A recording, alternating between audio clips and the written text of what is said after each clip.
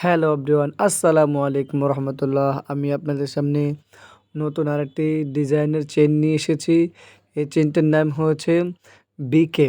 অর্থাৎ আপনারা যদি কোথাও থেকে চেন কিনতে চান বা দেখছে কোথাও থেকে কিনেন, তাহলে বলবেন যে বিকে চেন দেখানোর জন্য।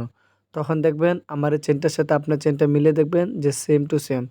এটা হচ্ছে দুবাই গোল্ড 916। আমি একটু ভালো করে আপনাদেরকে সামনে দেখিয়ে দেবো, তারপর দেখানোর জন্য চেষ্টা করতেছি। দেখেন, বোঝা যাচ্ছে যে দেখেন যে 916।